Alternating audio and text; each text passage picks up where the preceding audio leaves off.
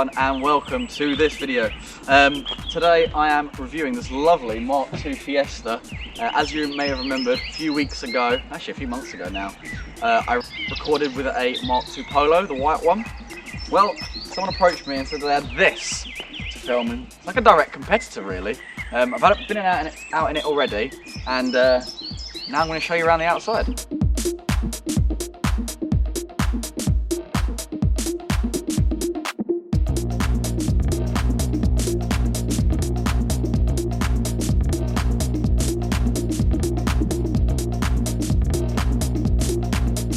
First things first, as you can see, different colour wings.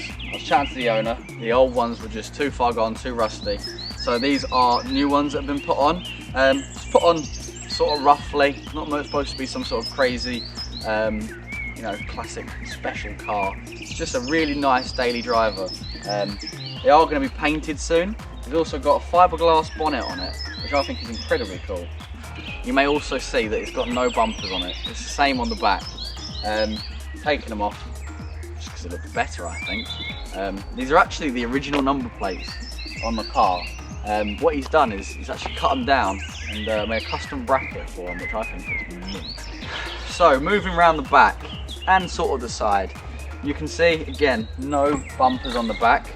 Another thing you might notice when you're at the front, there isn't any Ford badges on this at all. There is a back flash, that's what they're called. Here it's Fiesta. It's the only place that says Fiesta on the car, and he says that when that wasn't on there, people used to come up and go, "What car is this? Oh, there's no badges on it." And he's like, "Oh, it's a Ford Fiesta, mate." Another interesting thing is the placement of the fuel cap. I've never seen a car like this. It's so low down. Maybe everyone was just shorter in the 80s. I don't know why they did this. Modern cars are like back here, lovely. This one, you got to get on your knees. Just bring up my car. Hello, just bring up my car. This particular Mk2 Fiesta is a popular plus with the 1 litre 4-cylinder engine. It's a 1982 model, A-Reg. And as you can see, it has some light modifications done to it. I think it looks really, really cool. And I'm usually not a fan of Fords, and that's saying something. Right, so moving inside the Mk2 Fez, as you can see, it's very similar to the Polo. Very bare bones in here. No glove box, no frills. This one's got no radio in it, although it would be down here. This one's actually got an aftermarket cigarette holder lighter thing where you can charge your phone, which is awesome. But there really isn't much to it, and I really quite like it for that. You know, nothing to go wrong, nothing to fall apart. Although, saying it does look a little bit like it has with the state of the steering column and the fact that there's bits of plastic sort of missing all over the car. He does have them. When you take them apart to weld them up and do stuff, fix stuff, they don't always go back on, do they? So, just bits like that. As for mods inside the Fiesta, as you can see, aftermarket OMP steering wheel, much better than the original. Nice little aftermarket gear knob.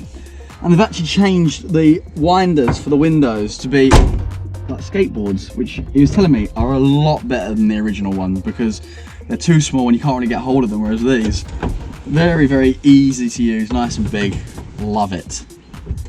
As I was saying earlier, there isn't much to the interior, no rev counter, nothing crazy going on in here. And to be honest with you, you don't need it. It's really nice to be just sort of bare bones, just enjoying yourself, listening to the rasp of the little 4-banger engine. Now, moving into the boot, as you can see, just like the rest of the car, there's really not much going on here. It does have a spare tyre underneath this side of the boot and some more spare storage under this side of the boot, which I think is really good. You can see, unfortunately, on this one, it's sagged, the parcel shelf from where the car was left outside for a few years, just in a field, I believe. But, you know, looking back here, it's actually in quite good condition, and it's doing what it needs to be doing. It's no frills, it's just a very nice little boot. So I was just coming to open the bonnet, and I'm going down here, and I'm like, there's no bonnet pull down here. And I go, hang on, it's right here. See that? Big orange handle underneath the steering column. Couldn't believe it, absolutely mental. And here we are under the bonnet. After that little struggle of getting it open, you can see it really is similar to that Polo. There's just so much room in here, and it's such a tiny little raspy engine with a little tiny carburetor on it. I love it. I think it's so much fun. I just think it could do with maybe it would be in a 1.6, because that would be really spicy, really spicy. One little thing about this car, the owner was telling me, is that people sign underneath the bonnet. So I'm going to join the crew of people that sign underneath the bonnet, and I'm going to write, I don't know, Ollie's Cars 2021. Right here, Ollie's Cars 2021, underlined. Done, scribbled on, and sorted. Right, so driving in the Fiesta. We've had to get going a bit quicker than I'd have anticipated because A, a thermal ad's just turned up and I don't really like it, and B, it's raining. How'd you do the wipers? That one there. Oh, whee! We have liftoff. Okay, so we're driving this monster. It's not easy to get into first, there we go. But I must say, it doesn't drive horrendously. You know, I'm used to driving Mk2 Golfs and that, and it's not really much any different than that. It's a lot raspier, but I will say it's very slow. I hope you can hear me over the car making some astounding noises. It's comfy, you know. I would daily drive this, and I wouldn't say that about many cars, and I probably wouldn't have said it about the Polo. As much as I love that car, it was a bit scary to me. This isn't scary, this is just a bit of fun, to be honest. I really quite like it.